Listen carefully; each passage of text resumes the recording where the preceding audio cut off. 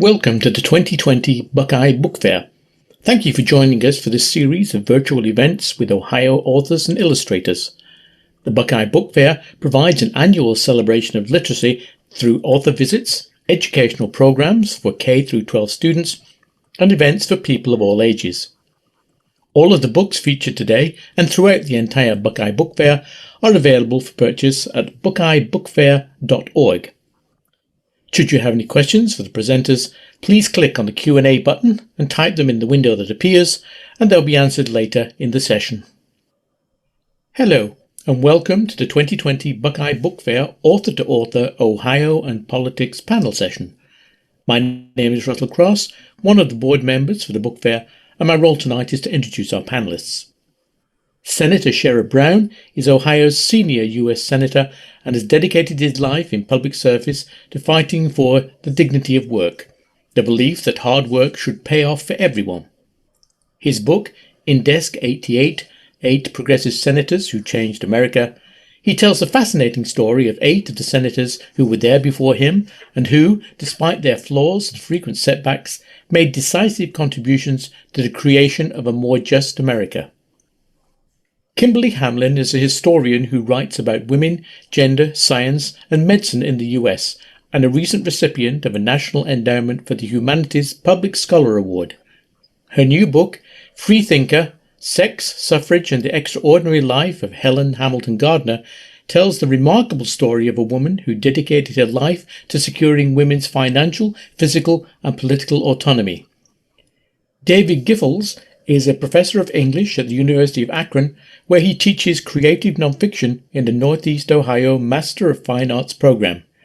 His latest offering, Barnstorming Ohio to Understand America, is Giffels' compelling account of a year spent on Ohio's roads, visiting people and places that offer valuable reflections on national questions and concerns.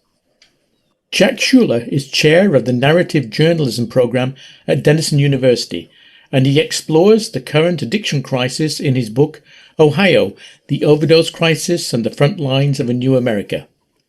He profiles the brave men and women who are mounting a grassroots effort to focus on saving lives through common-sense harm reduction policies.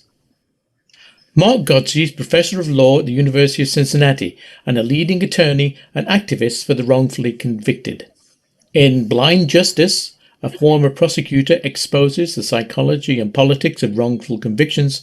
He explores the distinct psychological human weaknesses inherent in the criminal justice system. Connie Schultz is a Pulitzer Prize-winning writer and a professional in residence in the journalism school at Kent State University, which is also her alma mater. The evolution of women's lives spanning the second half of the 20th century is at the centre of her beautiful novel, The Daughters of Eerietown, which richly portrays how much people know about the secrets at the heart of a town and a family. And here now is our panel moderator for the evening, Kimberly Hamlin, with the first question for our panelists. Hello, thank you everyone for joining us, and thank you Buckeye Book Fair for hosting us in this new virtual format. We appreciate all that you have done to make tonight's event happen. I have one quick announcement, which is that Mark Godsey is not able to join us tonight after all, so he will not be with us, but everyone else is here, and we're so excited to be with you. And I would be remiss if I did not point out that we are having this event on a very historic day. So I'm going to ask our panelists all some versions of the same questions about the election results that we have just gotten a few short hours ago. And we're also going to aim to end a few minutes early in case some of our attendees, like our panelists, want to listen to the president and vice president-elect at 8 o'clock.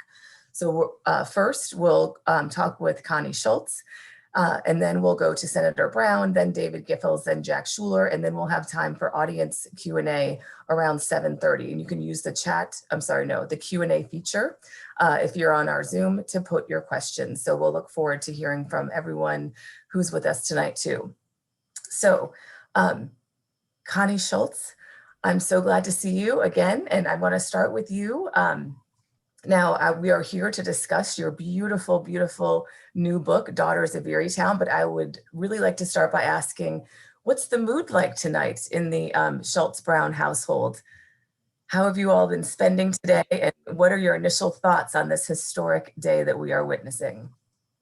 Well, I would say, for me personally, relief. I was surprised that I started to cry when even though we knew it was coming and we were just waiting for the announcement, I broke into tears when it finally happened. We were sitting actually in our matching chairs in front of the television waiting for it to happen. And I'm just so relieved for the country. I've loved watching so many responses around the country, especially from so many of our brothers and sisters who are not white like me. It's just been incredible to watch the response. There's hope again in America. Yes, there's hope again. That's such a beautiful way to phrase it. Thank you for once again helping us encapsulate our feelings so well. Connie, I don't know, you may remember that we first met on June 17th when I interviewed you for a book event at Joseph Beth. And on June 17th, a few hours before we convened, your editor had called you to let you know that your book was debuting on the New York Times bestseller list. So now today is our second meeting, and it happens to just be on the day that the first woman and first woman of color has been elected vice president. So I want to suggest that we plan our third meeting really carefully. Like, whatever your wildest dream is, I think we should plan another chance for me to interview on that day. Personally, I'm thinking maybe January 5th, which I think is the Georgia Senate runoff. Yeah, so maybe we could plan something that day, but I'm open to just fingers crossed, right? We'll do it. Okay, so about your beautiful book, Daughters of Erie-Town, you talked a lot in your interviews and Q&As published around the publication of the book that you really wanted to write a novel centering the Midwest and centering working class women in the Midwest.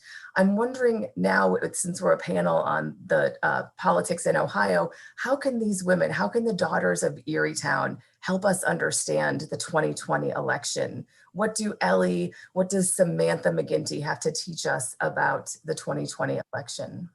Well, thank you for your kind words about the book. To me, the point always, at least the narrative arc of the book, is that the working class, from which I come, are just like everyone else, a very diverse group. They have their own hopes and dreams. The real difference comes when the big problems arrive in their lives and they have no money to fix them. And that's when dreams can become derailed. I also feel so strongly that our roots are our beginnings, not our excuses. And that was another theme I wanted to explore. You can, like the character Sam McGinty, you can grow up with a father who struggles with race all of his life and with racism, but that doesn't mean she has to inherit that attitude. And in fact, that was a source of great tension between them throughout. I mean, it's not surprising to anybody who comes from the working class that working class people are a diverse group unto themselves. One of the things I get really frustrated with in the national coverage about working class voters is to keep talking about them as if all of them are still white, when we know that is in fact not the case, and it never has been the case. So that's where I never overtly pursue the politics in the book, but politics is in everything. As I've said, I think I said to you in the other interview, when people tell me they don't care about politics, I ask them, do you stop for traffic lights? Do you pay your taxes every year? Politics is already in your life, regardless of whether you want to pay attention to it. Yeah, that's so true. It's all around us in every decision we make or that is made for us. I wonder in particular if you could talk a little bit more about the daughters and the Daughters of Erie-Town. And there, I mean, the white women and how we can understand white women's voting, especially white women in Ohio. So the question that I may ask in one way, shape, or form of all of our authors tonight is Ohio still a swing state, right? I heard Senator Brown talk about this at NPR the other day, I think, and he was saying, yes, but how can the Daughters of Erie-Town help us understand the results of the 2020 election here in Ohio and why we are not a swing state this year? I'm not sure that's what my book can do. I mean, for me, what I wanted to share were the rich layers of women's lives, regardless of their economic backgrounds. Yeah. But to try to understand Ohio, we've been having a lot of conversations about that in the last couple of days, and I don't know what to make of this vote in Ohio. I would be not fully honest if I didn't say I was incredibly disappointed by this and by the support still for Donald Trump. And I'm not going to try to explain Trump. Yes, right. Yeah. And I'm not going to try to explain them. And I hope I can get to a point where I want to better understand them. But right now I've run out of patience. Then let's switch gears for a second and think also, my other favorite theme in Daughters of Erie-Town is the importance of women's history and centering women's stories. As you know, I'm a historian of women, and I love, love, love the careful attention you paid to women's history in your book. And so, and the importance also of women telling and sharing their own stories. Can you elaborate on what that meant to you in terms of inspiring you to write the book? And also, I wonder if you have thoughts about the political ramifications of telling women's stories in public. And there I mean more like if our historical narratives also centered women, might we be more likely to elect women? Well, we certainly would be taking women more seriously and understanding the multiple layers of their own ambitions. And I certainly, from my own career, understand that I had to learn how to stop even apologizing to myself that I was ambitious. Men are allowed to be and expected to be ambitious, and women are ambitious in whatever they undertake. I mean, you can be ambitious about the kind of mother you want to be in raising your children. I don't mean to suggest it only means a career in that regard. I do think it's really important to understand women in terms of the historical context for the book. One of the things I wanted to show is that the feminist movement really didn't include the women like the women in Erie-Town, but it still affected the women in Erie-Town. And over time, they were finding their own way and trying to sort out how this movement was going to affect their lives, and especially how it was going to affect the lives of their children, particularly their daughters. And there's a moment in the book where Ellie, a nurse's aide, who had to marry because she got pregnant in high school, realizes her daughter is at that age and travels with a friend outside of Erie-Town to another bookstore and buys her Our Bodies, Ourselves, because as much as she doesn't want her daughter to have sex, more importantly, she wants her to have control over her life. And there are women like that all around the country. And I know this because I've been hearing from them from all over the country, either about their stories or their mothers or their grandmothers. And one of the most rewarding things about this book has been all the young women writing to me who feel like they understand prior generations of women in their family better, or they're asking them questions that never occurred to them to even ask of them before. And that makes me so happy because we do have a history as well. And women don't tend to tell their stories. And in fact, unless they're asked, it never occurs to them that anybody would even care. And I know that both as a journalist and now as a novelist. And also in some ways as a historian, because you did such a lovely job of marking those big historical moments in your book, like Our Bodies, Ourselves. That was one of my favorite passages of the novel. Kimberly, I'm being interviewed by one of the best, so I would never claim to be that historian. But I'm so grateful for the work you do because you also understand the need to tell women's stories. They've always been there. The problem is who is telling them and who is paying attention. Exactly. Yes, I've become an evangelical of sorts for women's stories because I think the more we know women's names, the more we know that women also contributed to the history of America, the more likely we are to elect women. I think it has direct political ramifications. So I'm so excited about Kamala Harris in particular because now we'll have so many new stories to tell. Now, I want to also ask you, Connie, two quick questions so that we make sure we have time to get to everyone else. But I want to know, in writing The Daughters of Erie-Town, you mentioned a couple of different interviews that you had to delete thousands and thousands of words and many pages. So can you give us a little snippet of, for those of us who are missing Samantha and Ellie, like things that we missed, and or could you let us know what you're writing next so that we can look forward to it? Well, thank you for asking that. Yes, I don't know why it never occurred to me to even ask how long is the average novel. I've been reading them all my life. The average novel is about 110,000 words, and I turned in 197,000 words. So there was a lot of cutting to be done. But as all of us here who are writers know, with editing and with the revising and the cutting, the work gets better. And it ended up being about 124,000 words. And I am working on my second novel. It is not a sequel to Erie-Town.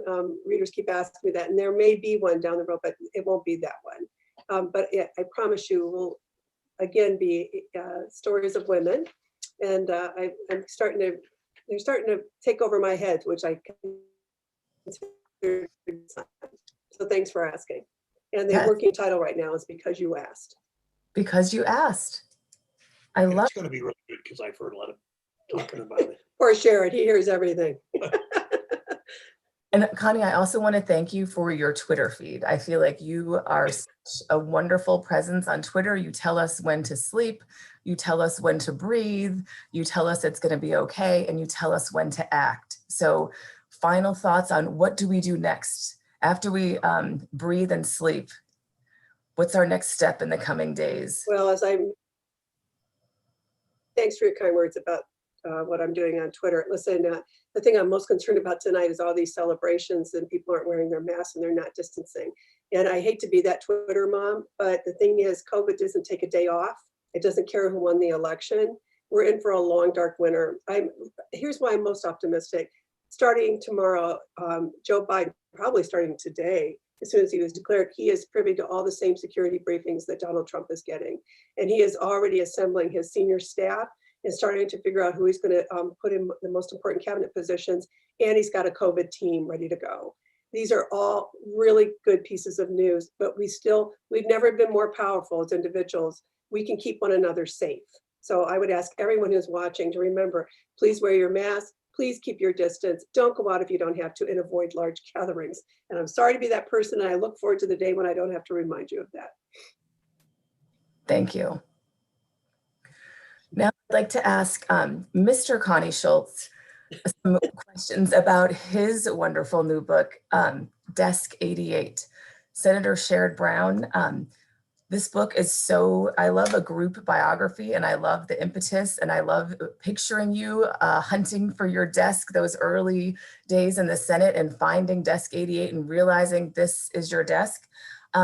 It's been called the most imaginative book to emerge from the Senate since Senator John F. Kennedy wrote Profiles in Courage. What a wonderful compliment. Besides those early moments of selecting your desk, can you tell us what inspired you to write this book? It's a lot more personal than your earlier books. What inspired you and why now? Yeah, thank you, Kimberly. And it's a pleasure to be with great Ohio writers, all of you. So thank you. And to be obviously with Connie and on a joint program. And thanks to Julie and Buckeye and all.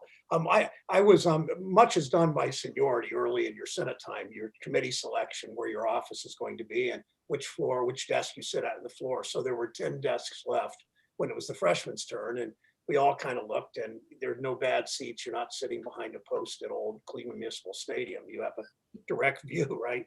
So I'd heard that senators carved their names in desk drawers. So I began to pull out the desk drawers, and this desk caught my eye because it said Hugo Black, Alabama, George McGovern, South Dakota, Albert Gore. It was Albert Gore Sr., just said Albert Gore, Tennessee, and just said Kennedy.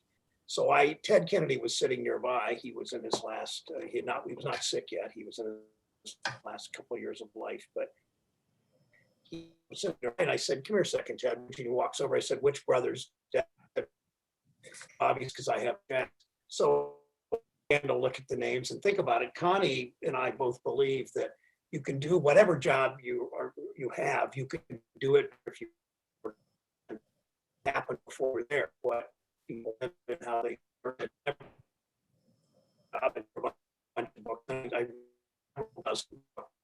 preparation for this decided just to pick 8 of these senators. I did no reason I settled on the number 8 senators that I thought had interesting stories.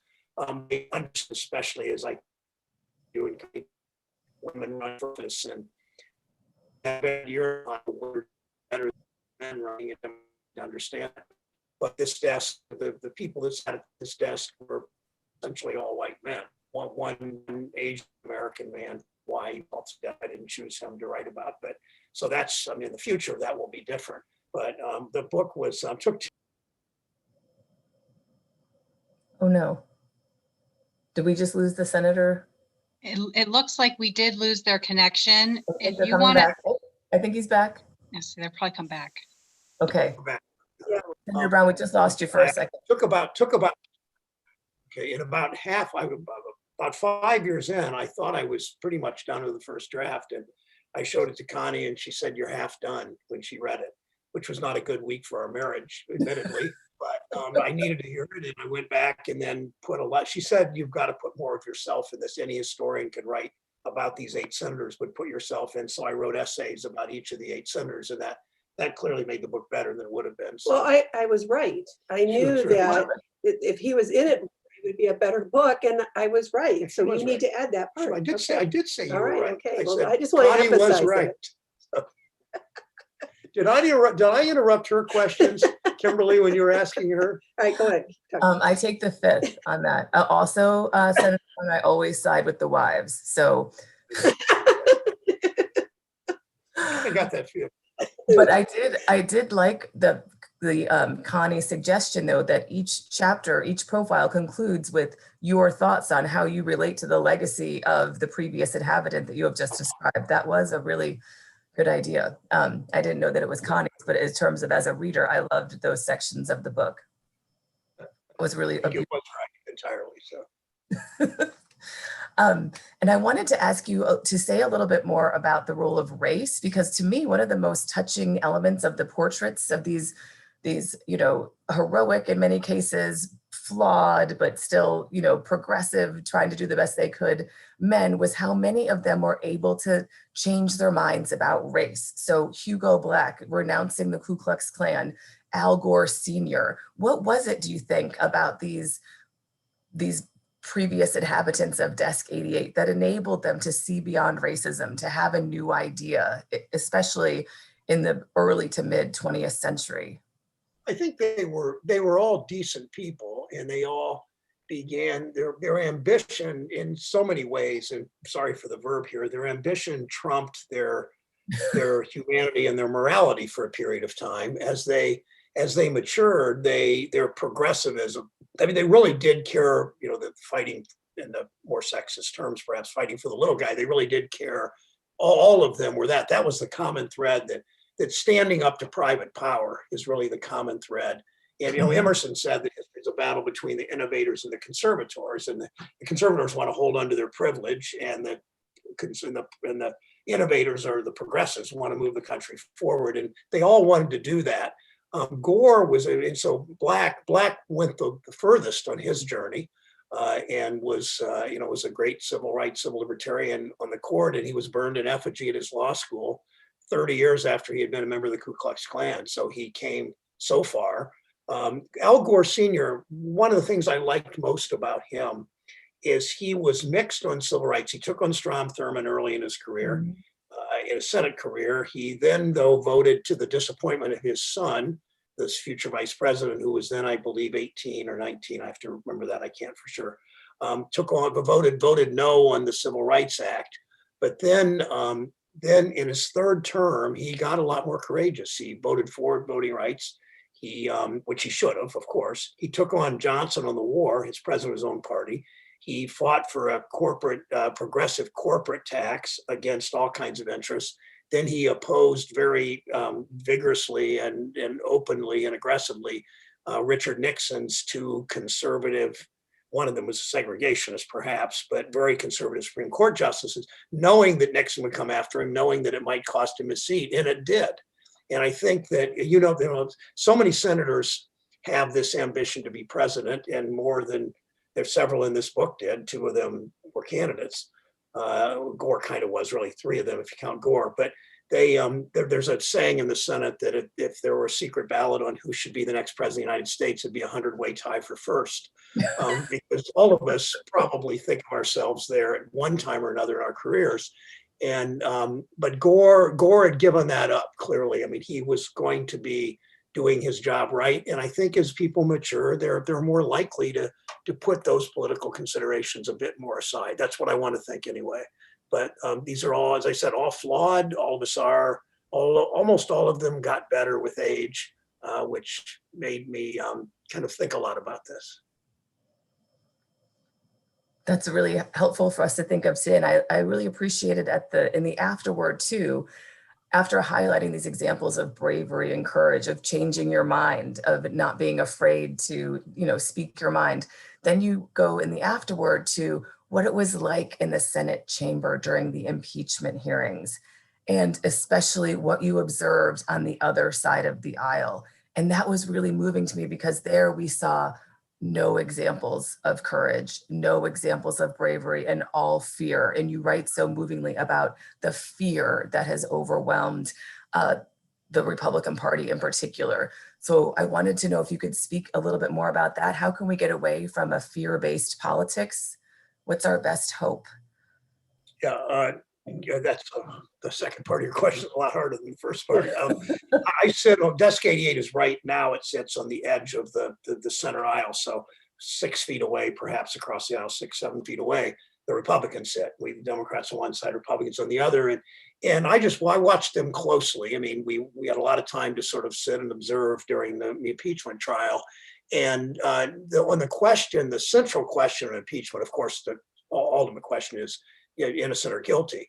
But the central question was, should the impeachment managers on the prosecutors, the Democratic House members, should they be able to call witnesses in the Senate for this trial? And the Republicans to the person, I think Romney voted with us on that one. I'm not sure he even did on that one, but the person essentially voted no, we shouldn't be allowed to have witnesses. I mean, how do you, and you could see the fear even as senators cast their votes. And when they call the roll on when it's a really important roll call, which are maybe once every 6 weeks, they aren't that often, a Supreme Court vote, a big tax bill, something. But when they call the roll on impeachment, we all sit at our desk and we stand up when they call our name alphabetically. And they're just watching in some cases, the tremor in their voice, the softness of not guilty, of their votes really told me. And one senator, I'm not going to mention a name here, but I had been talking to him, lobbying him on the issue of impeachment of witnesses. And I was watching him as he was casting his vote, and he clearly didn't want my eyes to meet his. And they were scared to death of Donald Trump. They were scared he'd tweet about him. They were scared he'd give him a nickname. They were scared he would come into their state and campaign against him, or maybe even find a primary opponent for them. So fear does the business. Fear often does the business in politics, and fear probably did the business with Al Gore before he overcame his fear, and probably for Hugo Black before I started the essay on Hugo Black, my personal essay about Black, saying like Hugo Black, my mother was a child of the segregated South. And my mother always, I have the views I do for more than any other reason because of my mother's unending quest for social justice. From the moment I ever talked to her about anything, she always was that, even though she grew up in the small town in the South. So for politicians, when fear does the business, they aren't very good elected officials. It's really as simple as that. And we all have fears. We all have uneven behavior, perhaps, but it's so important to overcome fear and not always worry about the next election. On a related note, I wonder if you could help us understand the demise, the extinction of moderation and bipartisanship.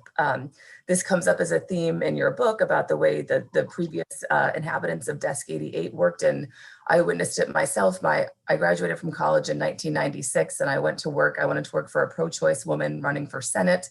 My parents lived in Maine. I happened to find a pro-choice woman running for Senate. I then worked for her for 4 years. And one of my jobs was as her scheduler at first, was to arrange the weekly moderates luncheon. I'm sure this no longer exists. And I'm sure this probably didn't even exist when you were sworn in 2007. So what is it like you're on the literal edge of the Senate, but in terms of the moderates, the talking across the aisle, can you help us understand, or what is there are plenty of discussions across the aisle. There's a friendliness. I'm not a big fan of Ted Cruz or Mitch McConnell, but there are certainly senators I like that are Republicans that I talk to regularly. All of us have been very pleasantly surprised with knowing Mitt Romney. We all had a view of him from his national campaign days. And so one senator said to me, a conservative senator from Missouri named Roy Blunt, he and I were secretaries of state of Missouri and Ohio at the same time. And he said, he's told people, he said, I've known Sherrod Brown for 30 years and we've agreed on exactly 5 things. And then he laughs and he says, but all 5 of those are federal law. So the point is you find things that you can agree on. The problem is on the big things, we are poles apart in almost every case, but so is the public. I mean, if this election didn't show the public the great differences in the public, but it's up to us to heal those. Mitch McConnell has no interest in doing that. Some Republicans do. The question is, will any Republican stand up to McConnell and get him to the table to the negotiating table, in a sense, in a serious way to actually work through things? And so far, there's no evidence of any of them willing to push him hard enough to do that. Well, hopefully Connie and I, our meeting on January 5th will turn the tables on that. Final question that's this also relates to your previous comment about the time that you were Secretary of State. The part that really resonated with me of Desk 88 was when you talked about voting rights, about the erosion of civic society, civic culture, gerrymandering. So just like I asked Connie to end with a to-do list for us, in that vein of voting rights in your previous Secretary of State life, can you give us a task? What's the most important thing we should be working for in the coming weeks and months? Well, I don't want to turn this into a political advocacy discussion, but I just mean if about the Democrats voting rights, not. if the Democrats win the 2 seats in Georgia, the first bill we will pass with a majority in the Senate. It'll be 50-50 with Senator Harris, Vice President-elect Vice President Harris, breaking the tie. We will pass the John Lewis Voting Rights Act. I have no doubt about that. Will be, if not the first order of business, certainly the first month of order of business that we would re-expand voting rights and other things with it: redistricting, campaign finance reform, labor reform, so people can join a union if they choose to. That's a voting rights issue too, to me. All of those things are top of the list. I mean, the first thing, of course, we do is COVID, is what we need to do to strike a deal on COVID, to make sure that we extend unemployment again, that we help invest in schools and local governments and small businesses, and prevent evictions and all those. That will be first.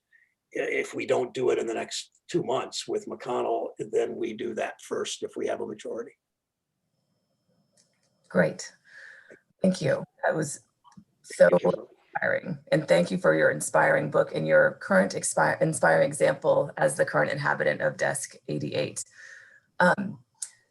David, now we want to turn to you. I want to start with a question that's inspired by the LA Review of Books review of your book,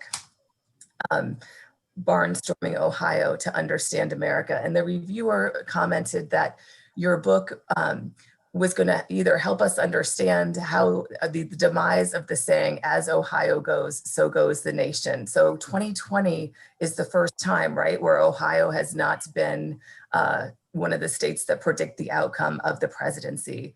How can we understand what has changed? How has Ohio lost its finger on the pulse of Americanness? I don't know if I would say for sure that it has lost that finger. But I'll back up a little bit. And, this week killed the elevator pitch for this book, which was that since 1896, Ohio has accurately voted with the winner in every presidential election except for 2. And no other state has a record that accurate. So now it's except for 3. Because of course, Ohio did not side with the winner in this election. And it is trend breaking in a way that does raise some questions about who we are and whether we are this accurate reflection of the nation. And I spent, a year from March of 2019 to March of 2020 traveling around the state. I traveled over 4,000 miles. I talked to more than 100 people. I went to every different kind of corner of the state to try to understand Ohio, as the title suggests, as a microcosm of the nation. And so in the immediate sense, it does, it does seem that we leaned a little bit differently, but I still do feel like Ohio, and in a larger sense, the flyover country, that we do have something to say about America that's under-recognized, and that Ohio specifically still has a way to tell that story. One of the most important reasons that Ohio has always reflected the national story in terms of not just politics, but the culture, because of the concept that's known as the 5 Ohios, that we break down into 5 distinct regions. The Northeast, which is the post-industrial part of the state that kind of reflects more of the eastern part of the United States. Northwest, the rural part of Ohio, which is much more like the true American Midwest. The Southwest, which is sort of the beginning of the South, the more conservative kind of flavor of America. The Southeast, which is Appalachia, more sparsely populated, poorer.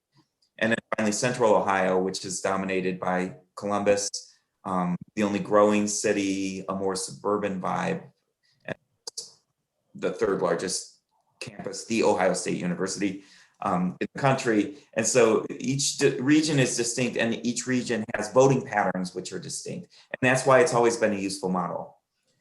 So I remember I saw Sherrod speak about his book in Akron in March, like the day before it became unthinkable to go to a large public gathering and somebody speak about their book. Who knew?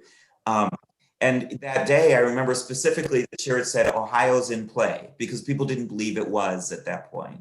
And as this season has gone along, people sort of wrote Ohio off, you know, like in the summer, and then it got closer, and it went back and forth. And what I found sort of telling is that up until Tuesday, you know, we were within 1 or 2% of going either way. And I feel like even though Ohio did not side with the winner this time, the fact that we were so divided as a state, to me, reflected a truth about where we were. And look how narrow the margins were, you know, as this week went on. And so I think we're still telling a part of the story. And I feel like the spirit of what I came away with from the individuals that I spoke to, and it was very important for me not to speak to people who were sort of fitting polling numbers or something, but individuals allowed to tell their own stories on their own terms, is that there is something truthful about the American spirit that exists here that is still worth hearing. And I think the danger would be that we don't listen to Ohio anymore because it doesn't sort of fit that sort of, you know, kind of demographic that'll make a quick poll number that'll an answer. And I wonder, as you were speaking, I was thinking about putting your book in conversation with some of the points Senator Brown makes in Desk 88 about gerrymandering, about how, you know, our seats in Congress, the seats in the Ohio State Legislature don't remotely reflect the state, really, right? So I think that's also another way to interpret what you're saying, right? That our stories, that what Ohio reflects about the nation is not reflected in votes, really, because in a lot of ways, or at least our representation in the State House or in the Congress. Yeah, very much so. Yeah, Ohio looks deceptively red to outsiders because they don't understand how gerrymandered it is. And, you know, I'm not a scientist, but, you know, even I can see that. But, you know, like one of the stories of this week that I'm really curious about is what happened in the Mahoning Valley, because when I spent more time in the Mahoning Valley for this book than I did any other single place, because I was there because the Lordstown plant shutdown happened just at the beginning of my travels. So I went straight to Lordstown. This is the first place I went, and I went back there a number of times, and then Tim Ryan threw his hat in the ring. And so I was in Youngstown kind of following his story. So I was there a lot. And it was not a scientific poll, but I know that the people who were laid off and eventually lost their jobs permanently with Lordstown closing represented that story of the traditional blue-collar union worker who'd voted twice for Barack Obama and then voted for Donald Trump in 2016. And I got to understand their reasoning for that vote. And what those people told me 201 was those who had voted for Donald Trump told me over the course of that year that they would not vote for him a second time. And so I want to like understand now who in Mahoning County, Trumbull County, who did stay with Trump and what was the reasoning? Especially because it didn't seem to be certainly didn't seem to be in their best interest, but it also, you know, if you understand the Mahoning Valley, you know that somebody who deceives you, especially when it comes to jobs and when it comes to your livelihood and when it comes to your home, it cuts deep. And so when Donald Trump went to that region and he said, don't sell your houses, you know, I'm going to bring all those jobs back, those words were repeated to me over and over from, you know, people in very different walks of life as hurtful words that they would not forget. And so, you know, again, so I wonder like where those numbers came from in that region. Yeah, we have a lot to learn and uncover and decipher in the coming weeks and months.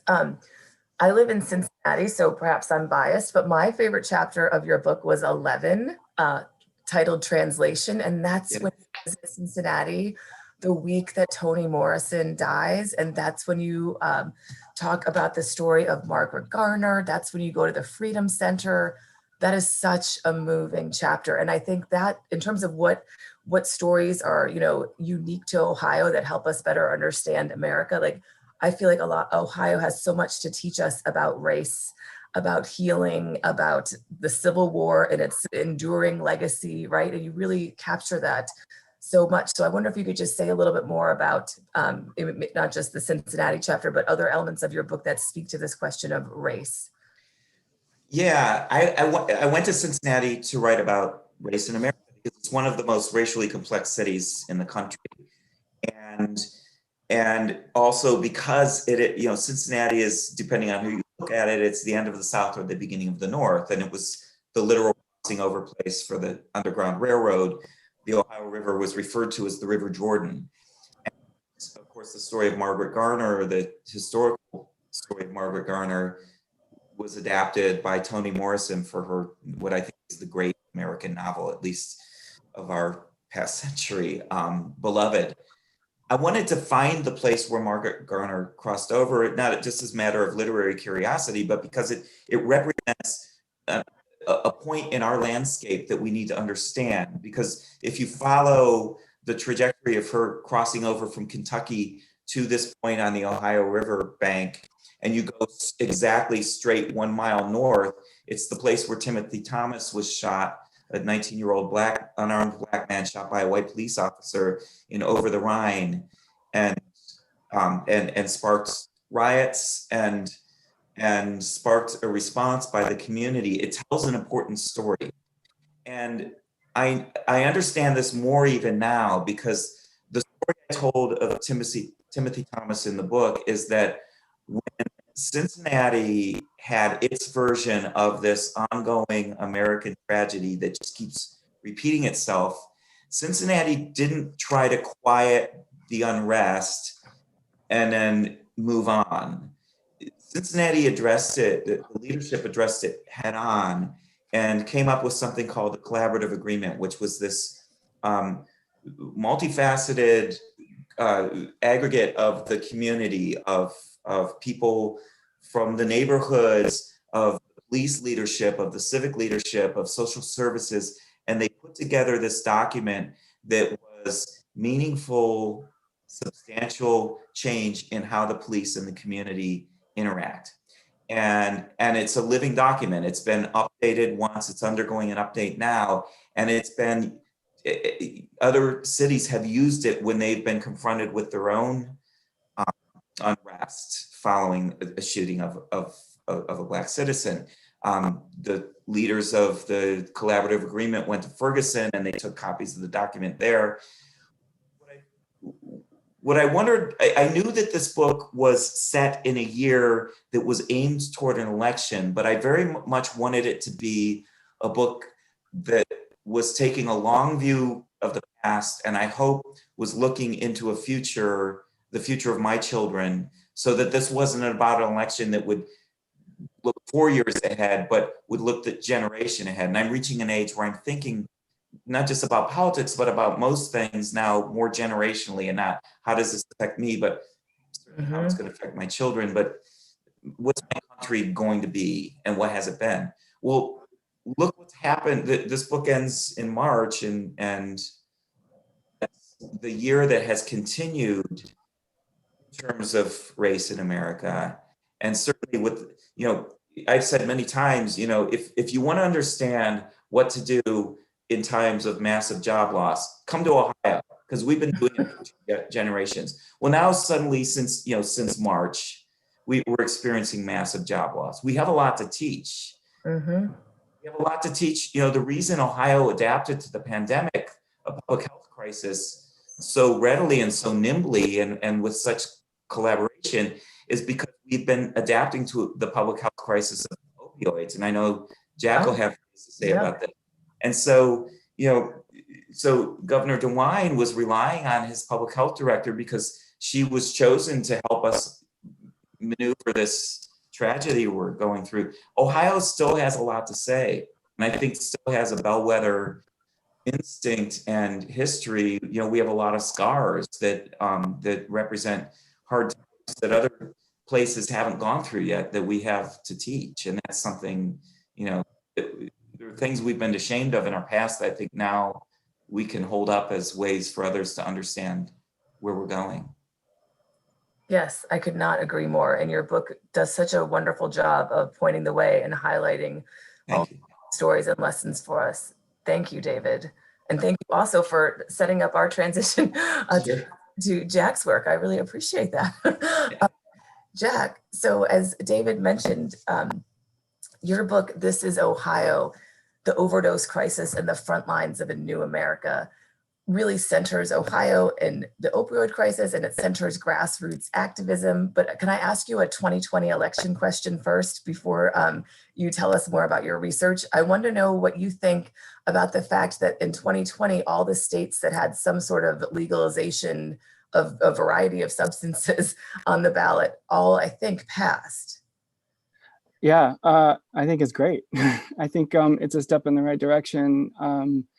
Decriminalization is, one of the things that when you talk to people who use drugs or people who are in recovery, oftentimes you hear the story that, it was jail or it's prison that helped me find my way. But I look at that as a series of failures that, in fact, like, why do we have to get someone in prison in order for them to find their way in life? So I think, what's happening around the country is that, I think there's broad agreement that the drug war hasn't worked, and that it's time to try some new things. And so in centering the grassroots activism around the opioid crisis, around mass incarceration, can you tell us some success stories and the role that Ohio plays in this national conversation?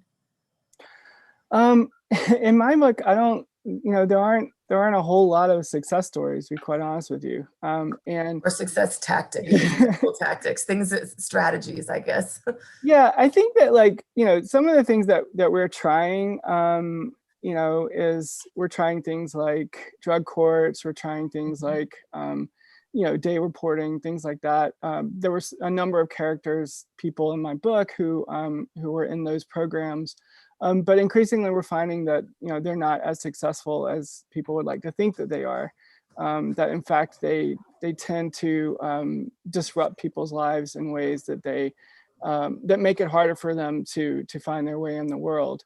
When people talk about the drug war, people often think about cartels and big drug busts and things like that. But what it really is, it's the day-to-day indignities that people have to go through to deal with a possession charge, or to try to get their license back, or try to get, in other words, try to get their life back together.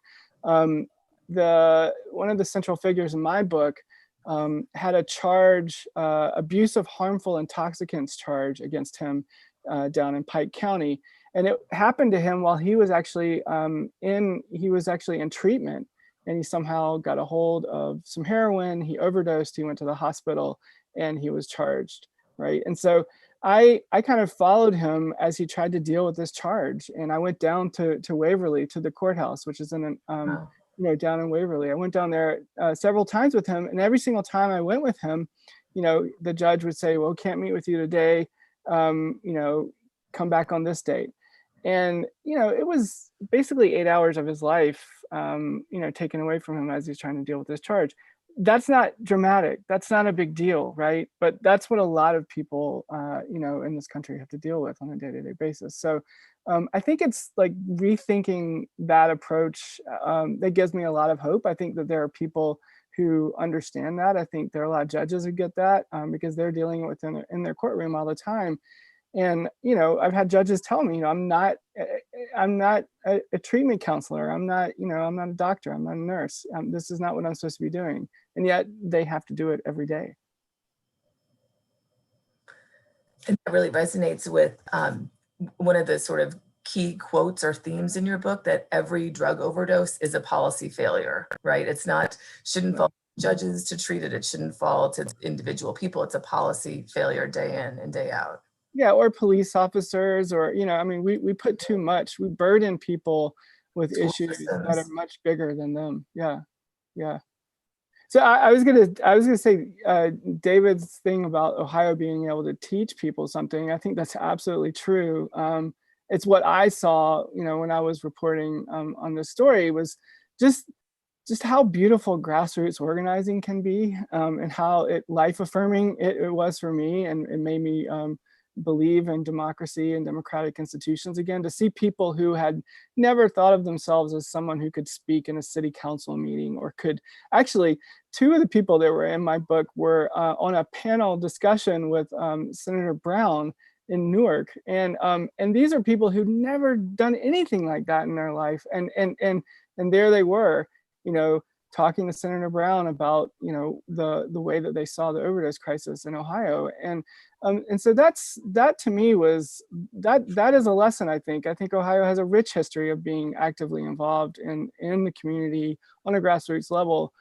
One of the things that just kind of blew my mind when I was doing this work is that I noticed, just sort of paying closer attention to the people who were doing the organizing.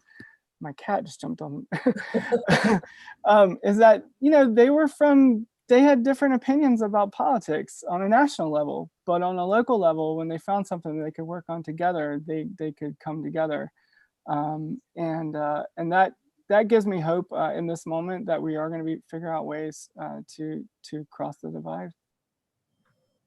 That is for sure something I think we should all be keeping in mind. What can we do at the local level? There are so many great examples there. I wonder, Jack, one thing that really struck me about your book was the beautiful narratives and the many threads that you weave together. Could you talk a little bit about your method? I don't know if any of your writing students or Connie or David's writing students are with us, but what was your method like? How did you pick your people? Or was it like like you felt like your subjects picked you? What was the impetus for the book, and how did it come together? How did you find your the key narratives you wanted to focus on? So I have young children, 3 of them, and I can't travel very far. So I decided that I wanted to focus on the community that I live in. And what's interesting about Licking County is that there's nothing really interesting about the overdose crisis here. We're pretty middle of the road in terms of numbers, in terms of where we stand in the state. So that made it interesting, just because it was normal, it was typical. But then also, I started following people and learning from them. And one person sort of led me to the next person, and I found my central characters, the people who are now my friends, I would have to say. I actually really wanted to cut a lot of voices out of the book and streamline it, but my editor argued against it. And then it's actually easier to do that, to have fewer voices. But he said, and I think he was right. He said, you want to have a chorus of voices, a chorus of people who are kind of saying the same thing. And that thing is that, people's lives matter, even people who we disregard and who we stigmatize. And they were all saying that, and they were saying it in different ways. One of the stories that I really love from the book, there was a group of folks in recovery who have a Wednesday night dinner, and anyone can come. I don't think that we're like on the same page politically, me and these people, but they open their doors to anyone, and in whatever shape they're in. And it's close to the woods. There's a lot of people who are unhoused who show up. There are a lot of people who use drugs who show up, and they treat them as they are, and they meet them where they're at, and they love them, and they support them, and they feed them, and I find that to me, that was sort of the sentiment of all the people that I was following in the book.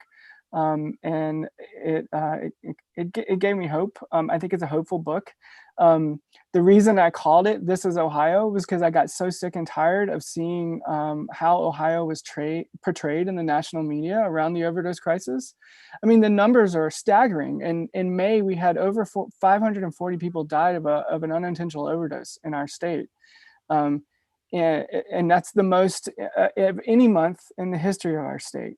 Wow. And we should be angry. And what I kept seeing in the national media, though, was that this was a state full of people who were sort of on their knees and not addressing this. And that's not what I was seeing on the ground at all. And so the title "This Is Ohio" is sort of a reply to that. No, this is Ohio. This is Ohio. This is the Ohio that I see. And I still see it. I'm still working. I'm still reporting. I'm still following these amazing heroes who are out there doing the work and showing up. Can you write the epilogue for us now? Can you catch us up to speed on some of the things that have happened since you're out? Yeah, so I actually got a couple of paragraphs in March, like towards the end of March, because I wanted to include, one of the things that happened was that people unhoused people in Licking County could not find a place to wash their hands, when the pandemic started, and no one could figure out a way to do this, but the grassroots community came together and figured it out. And I just thought that was pretty awesome, that they figured out how to make that happen. What's happening now is that the book kind of centers around this one woman, Trish Perry, who sort of sets up shop every Saturday on a corner in Newark and has been doing it for 2 years now. And she actually managed to purchase the corner and is now, owns the corner and is putting up a building there eventually. Right now she's got a storage unit there, but it's a cool thing to see. What happens, I think it's the same thing. And I would say the people that I wrote about taught me something about writing, which is that you just have to keep showing up, right? It's the same thing when you're working with people who are struggling. You just have to keep showing up no matter what. And so that's what I did. I'm trying to keep doing that. But they show up a lot more than I can sometimes. I've been asking everyone to kind of end with something, for us to do. And I feel like is that yours? Just keep showing up. Just keep showing up. Yep. Absolutely. That's such a powerful message. In fact, the book was dedicated to the people who keep showing up. So great. Now we're at just about 7:30 when I promised we would transition to audience Q&A while people put their questions in the Q&A feature on Zoom. I see we have one so far, but just one. So while the Q&A populates, I wanted to ask our other panelists if you have questions of each other. If there's been something you've been dying to ask or answer thus far. I'd love to ask Senator Brown, I was talking about the Mahoning Valley and being surprised. Were you surprised by how red the vote looks in that part of the state? Insight into why that might be? Yes. Stunned over a period of time. And thank you for writing your book. When Connie blurbed it, I read your, I guess it was not the page, it was the, what do you call the ARC. I read the ARC, so thank you for that. And Jack, we're about halfway through. You read it quick too. Really, Gabriel, it was easy to read. It wasn't, so, and it was so interesting, I thought. And Youngstown, the Mahoning Valley really is Trumbull, Mahoning County, and a little bit of Portage, but mostly that to the people that that are listening and watching it. It's a place where Democrats used to get, pro-labor Democrats used to get 65%. Now Hillary lost, Trumbull won Mahoning.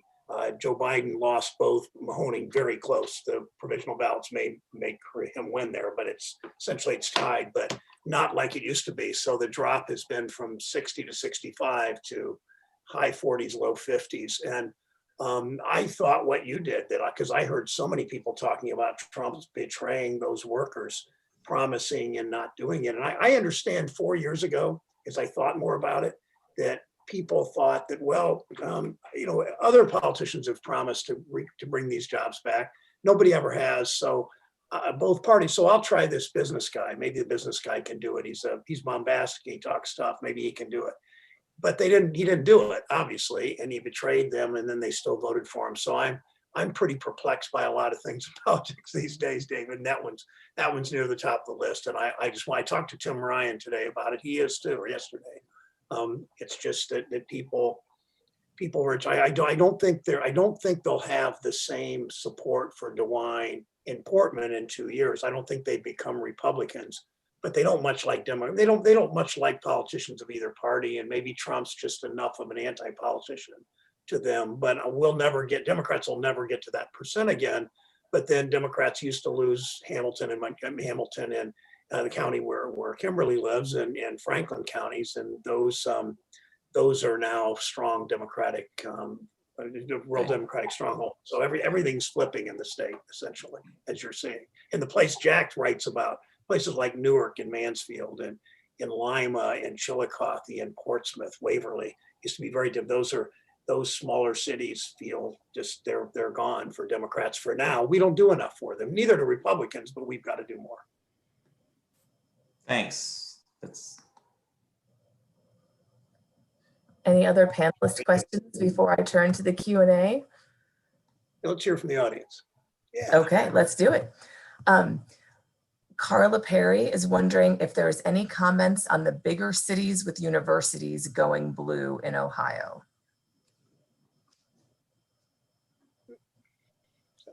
David or Senator Brown, any thoughts? University town. I guess that's what I would have expected. It's when you look at the Ohio map again, it's the Northeast Ohio, Cleveland, Akron, Columbus, and I didn't see how the polls continue, but Cincinnati was tending to be more blue than I might have expected. Those are 3 of the 5 Ohios, but each one, again, like each of the 5 Ohios, each of those parts are centered by a university. So more than, or a number of universities at least, but most notably Columbus. And yeah, I'll do one sentence. The Democrats are winning metro areas and university towns. Athens, not quite Kent, not quite Portage in this election, or Wood, but where there's a big state university, if it dominates a community as it kind of does in Kent, Bowling Green, and Athens, Democrats typically win there, and it's one of our best bases of votes, if you will. I think it's another great opportunity to talk about gerrymandering. So yes, Hamilton County is blue, but Ohio, one where I live, is like a butterfly of gerrymanderedness. Okay, the next question is also for Senator Brown. This is from Terry from the Mahoning Valley. Terry says, Senator Brown, we do not want to lose you as a senator. Any idea if anyone from our state will be in the cabinet?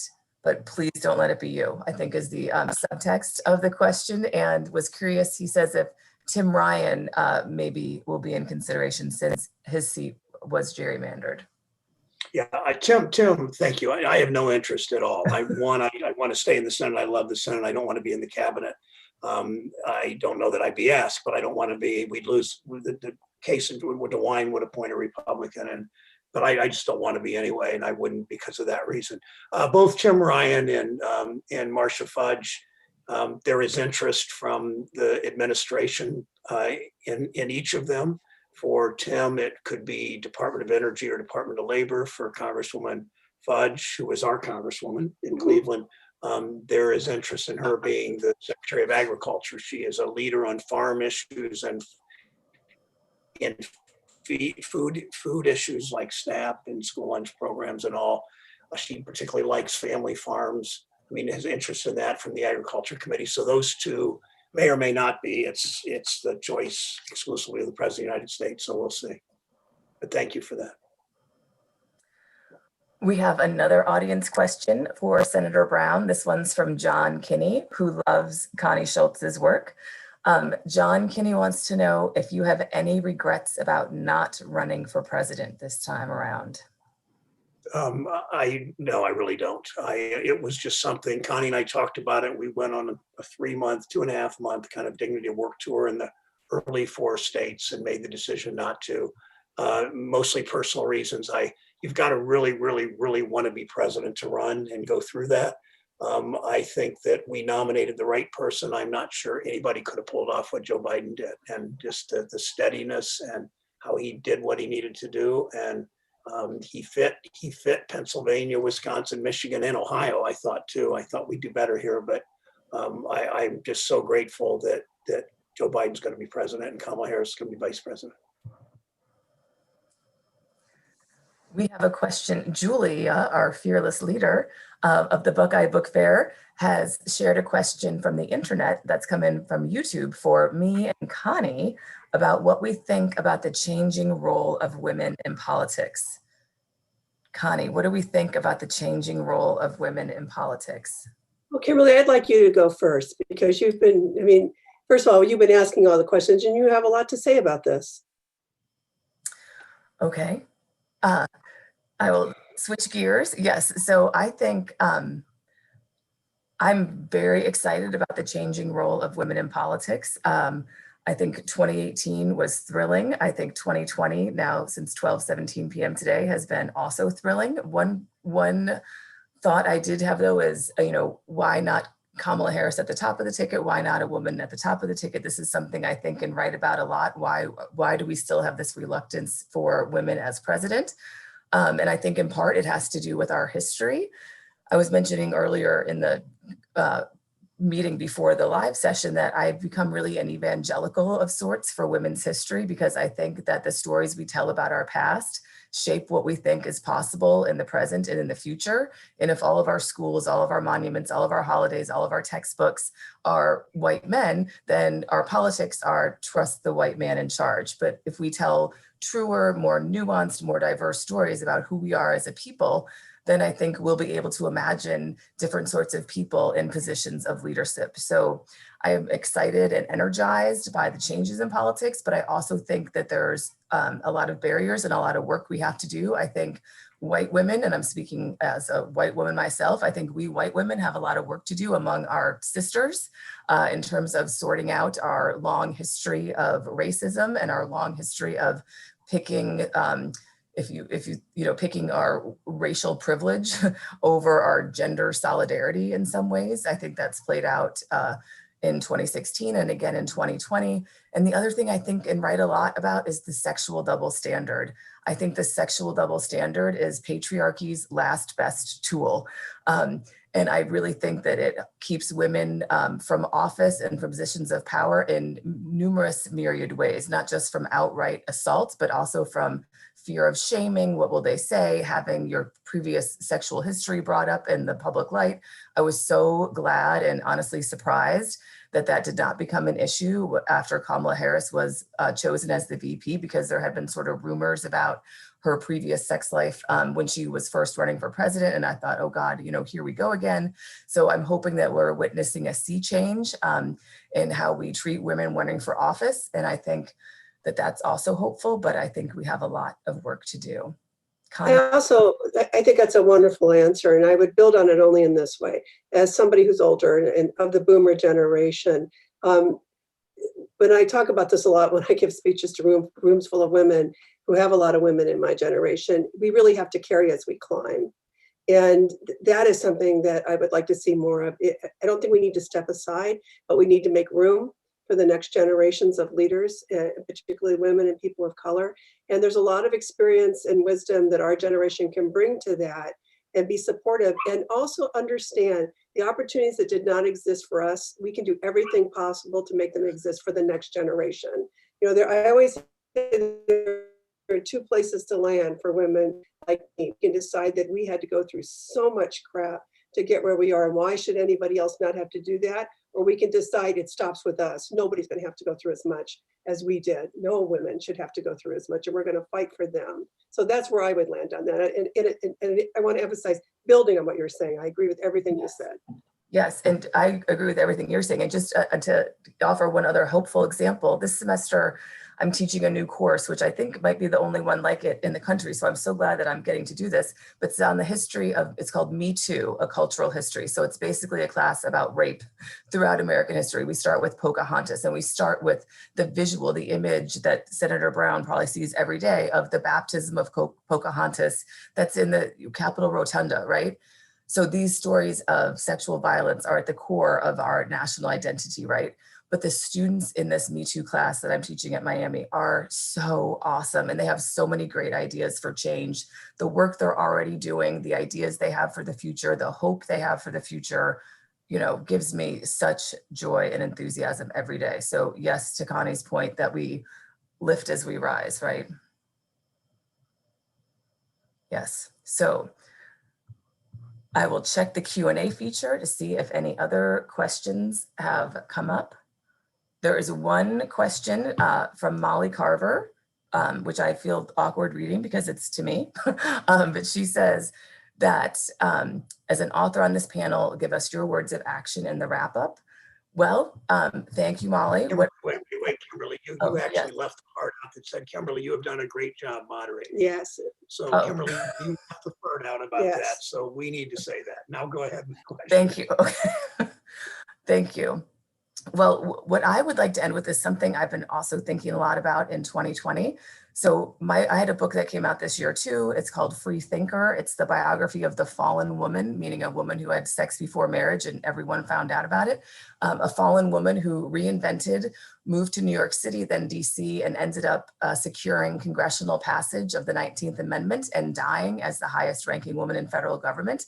But what I've been thinking a lot about is the history of voting rights. So what I would like us, even as we've mostly been talking about, you know, the decision that we learned today from the election, to also think about all the votes that maybe weren't cast, the felon voters, all the people that face challenges, long lines, closed polling places, and think about voter access moving forward. So 2020 is the centennial of the 19th Amendment, but it's also the 150th anniversary of the 15th Amendment, which removed race as a barrier for voting for Black men. So I think the best way to honor both the 2020 election, the centennial of the 19th, and the 150th of the 15th Amendment is to continue the fight for universal voting rights. A lot of people think that in America, citizenship equals voting rights, but as Senator Brown pointed out, that is totally not true. We have no law like that at all.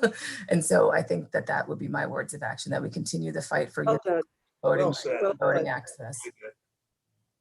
Really good. Thanks. Well, I would, on behalf of the committee here, I'd like to say thank you to all of the panelists here for participating in what's been a fascinating discussion. I'd like to give a special thank you to Kimberly for being such an excellent moderator. Thank you for that one. And also a thank you to all our generous sponsors out there who have kept us going as the Buckeye Book Fair for many, many years now. Final ad I have is just to ask you all to please visit our website, buckeyebookfair.org. There you'll find out what the other events that are coming up, and you can buy signed copies of all our presenters' books. So if you want to read anything that you've heard about tonight, you can do that.